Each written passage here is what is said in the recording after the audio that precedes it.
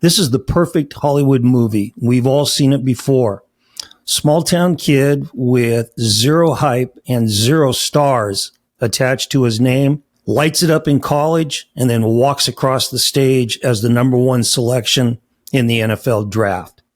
This is QB Unfiltered, my take, Cam Ward's amazing journey. I don't ever slow up, no I don't take shit. I got no love for the fakeness. If you wanna play tough and wanna hate this, I'll always show up and make a statement. I don't ever slow up. Now picture this, you're Cam Ward and you're playing high school ball in Texas. You're getting zero hype and zero offers. Nobody in Division I is giving you the time of day. You finally get a scholarship offer from an FCS program. And for you old timers out there, that's the old 1AA, and a 0-star rating from the esteemed recruiting services out there. That's another story for another day. Now fast forward and you've just signed a contract with the Tennessee Titans in the NFL for roughly $49 million.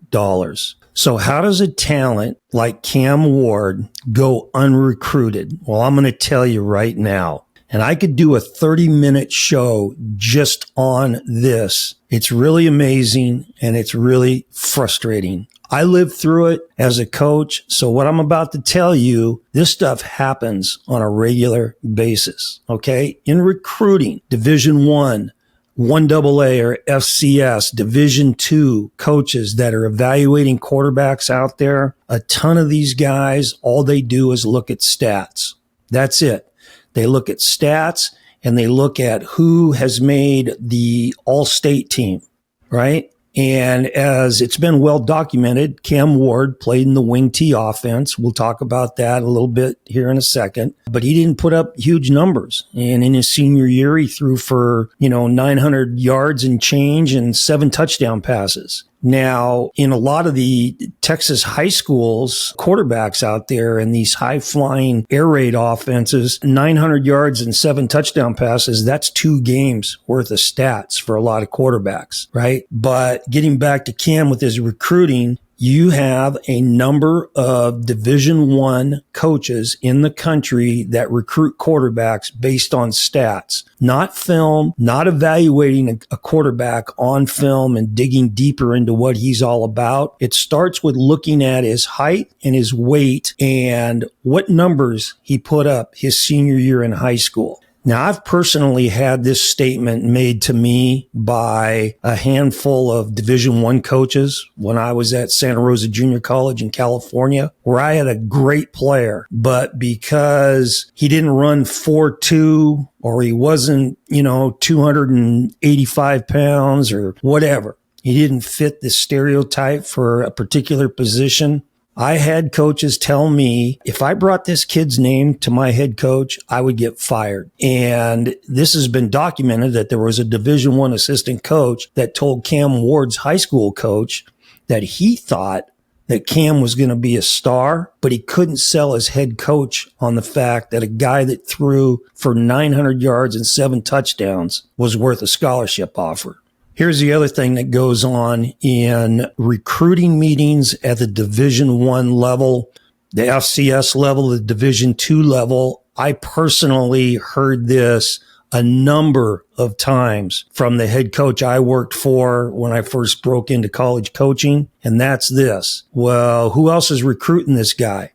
And if nobody else is on a kid, we're not going to recruit him, right? Because that would require that we dive in and do our damn job and really look at the kid and recruit him as a kid that we project down the road is going to be a dude for you. So you've got Division I coaches that are looking at statistics. So a guy that doesn't have great stats doesn't even make it to the next round of recruiting, right? You've got coaches saying, well, who else is recruiting this guy? Because if nobody else is, then we can't. We'll look silly. Now, the thing with Cam Ward that really blew me away is he played basketball too, and he was a damn good hooper. Now, do yourself a favor and get on Google, TikTok, whatever. There's some stuff floating around, clips of him playing high school hoops. If you're a Division I football coach looking at him and you watch him play basketball and you don't say to yourself, that guy has got it. He has all the intangibles. Just watching him play hoops, forget about football film. Just watching him on the basketball court, confidence, swagger, not afraid to shoot. He ran the team on the floor, the definite leader. He was a playmaker. He was a great passer. He had great vision out there on the court. The other thing that was obvious to me watching him play basketball in high school was physically, this kid was strong. So the same stuff that he showed playing for Washington State and Miami, where the pocket would collapse around him, you'd have defensive linemen wrapped around him and he'd step out of sacks and then extend the play. He was showing that same type of physicality on a basketball court in high school. It's all on film. It's all been documented, but you don't have Division I football coaches that are taking that into account. These coaches really miss on these intangibles with these quarterbacks. And the simple fact that you've got Division I coaches that didn't take into account what kind of basketball player he was. And by the way, he was a 2-time All-District Offensive Player of the Year in basketball, right? And they didn't take into account all the other intangibles that make him special. That is amazing. And this isn't quarterback related necessarily, but this is the same type of bullshit that Division I coaches do with 40 times. Right? How many fans for the Miami Hurricanes for the last 3 or 4 years are thanking their lucky stars that Xavier Restrepo with his 4.75 40 was playing in Coral Gables? Right? There's too many walls that these Division I coaches put up that makes it so they don't recruit guys. And Cam Ward was a victim of that. Okay, and then you've got the wing tee, and for those of you out there that don't know what the wing tee is all about, that is not a QB-friendly offense, okay? You are not highlighting a quarterback's skills other than maybe running the ball. But the wing tee is a running offense. It's a run scheme, misdirection. It puts a ton of pressure on the defense. It's really hard to stop because defensively you've got to be disciplined. Right? But as a quarterback operating the wing tee, a lot of times you are rolling out or you're doing half rolls. And in a lot of instances, you're running 2 receiver routes, and the wing tee hangs its hat and makes its money on running the ball. So as a result of that, you've got these quarterbacks that have great skill and intangibles like Cam Ward, but they can't show it on film. Now, even though a quarterback's playing in the wing tee, as a Division I coach, as a quarterback coach at the Division I level, you can still evaluate a wing tee quarterback and know what he's all about. You watch his mechanics, even if he's throwing 2 receiver routes and really rudimentary route schemes, you watch his mechanics, you watch his anticipation, his accuracy, and then above all is his decision-making ability, right? So it really doesn't matter what offense you're running. You can still evaluate those other skills that quarterbacks have to be successful in your scheme. So at the end of the day with Cam Ward, he entered Incarnate Word with a huge chip on his shoulder. And I think for his entire college career, he had that in the back of his mind that he was going to show people what he was made of and what he was all about. I think that really drove him. And I think that that's going to be a driving force for him in the NFL as well. Now, of course, he went as the number 1 pick in the draft, but he wants to be the best quarterback in the NFL and he wants to win championships. And he's going to take whatever he can take psychologically and mentally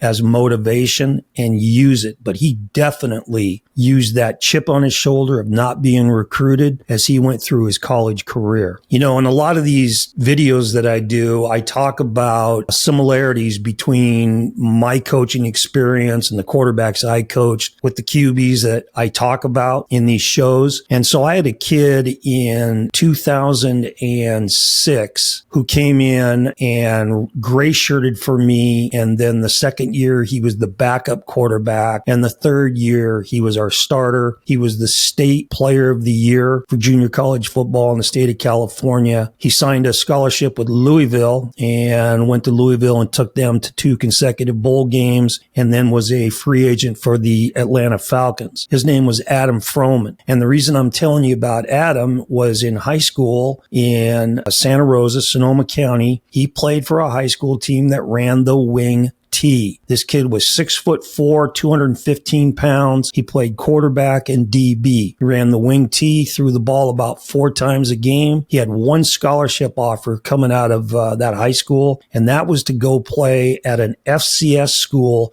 as a DB. And I knew what I had when I recruited him. He had all the intangibles that we talk about with Cam Ward. And there you go again, a kid with great skill and everything that you would want in a QB that was really buried in the offensive scheme that he ran in high school. This goes back to the basketball thing again, but you can also measure this on the football field.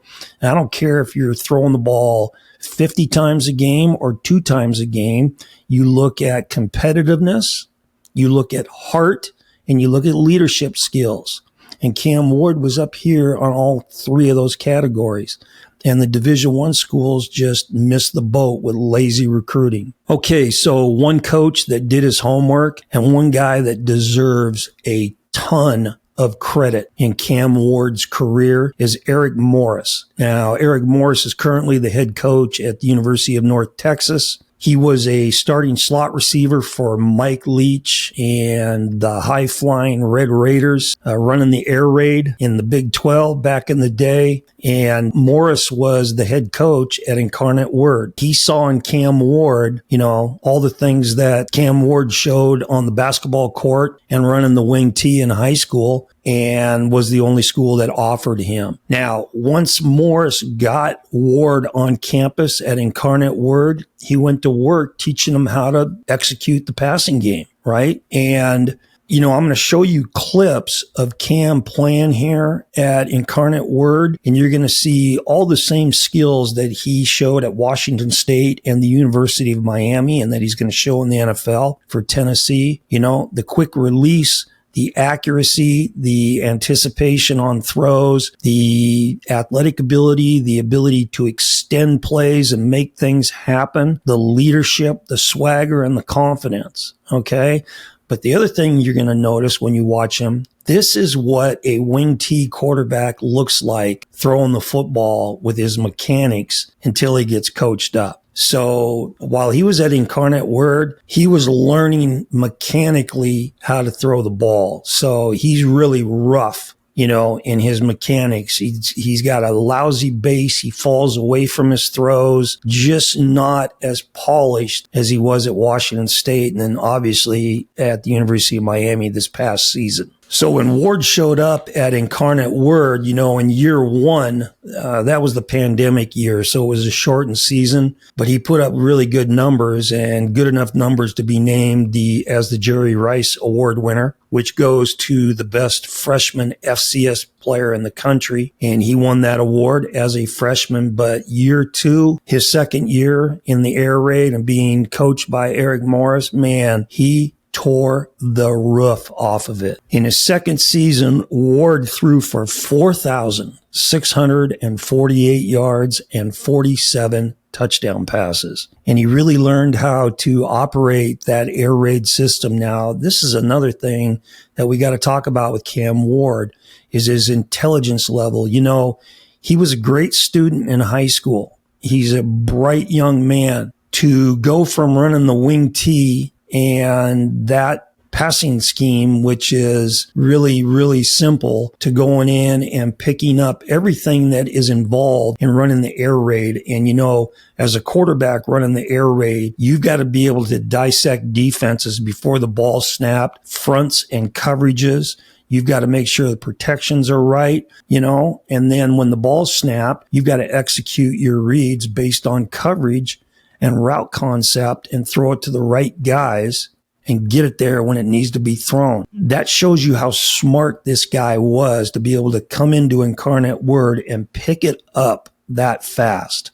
Okay, so after his second season at Incarnate Word, he took the big jump, and again, Eric Morris ties into this story. Morris leaves Incarnate Word and is hired at Washington State University as the offensive coordinator. Okay, smart move by Cam. He jumps in the portal and he follows his coach to Wazoo. Now, this is a big jump, right? Going from FCS level competition to the Pac-12, where some of the best players in the country are playing on a weekly basis. And he did exactly what he did at Incarnate Word. He walked into the Pac-12 and he lit it up. Okay, so that 2023 season at Wazoo put Cam in position to be a drafted quarterback in the spring of 2024 that year. Now, he wasn't going to go as the first pick in the draft. He wasn't going to go as the first quarterback taken, but he was going to go in the draft, right?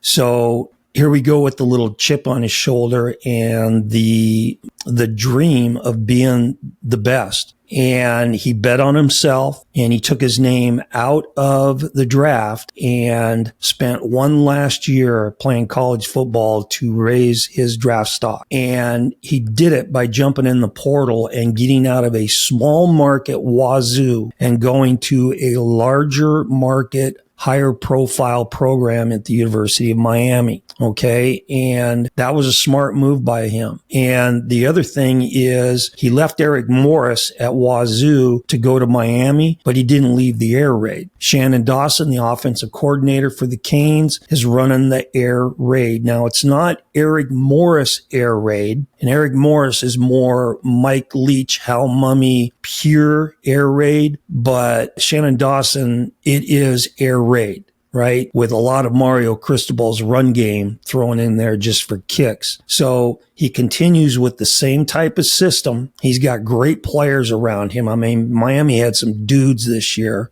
And in game one against the Florida Gators in the Swamp, in front of a national TV audience, Cam went out there and lit it up. Right? He lit it up. And the rest of the season was that way. They had a couple of hiccups throughout the year, but he was tremendous in the 2024 season. He was the ACC Player of the Year. He won the Davey O'Brien Award for the nation's best quarterback. He was one of the 4 finalists in New York City for the Heisman Trophy ceremony.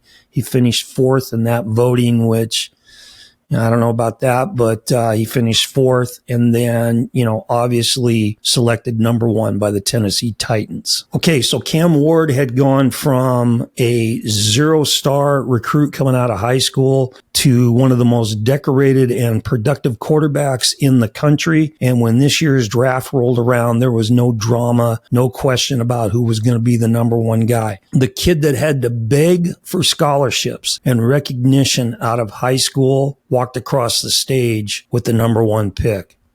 Sweet. Cam's story is more than just about football. It's a blueprint really for anybody that has been counted out, right? Because it's not where you start, but it's where you end. The Titans got a real dude, the face of the franchise, and a great leader with generational skills. This is going to be a fun ride for everybody. I look forward to doing a lot of analysis and reaction on Tennessee Titan games this year. I'm a huge Cam Ward fan. Okay, make sure to hit that thumbs up and subscribe to the channel QB Unfiltered. Greatly appreciate the support. Let me know what you think of Cam Ward and his amazing journey, what you see him doing with the Tennessee Titans. Okay, this has been QB Unfiltered, and remember, always throw the ball short to guys who can score.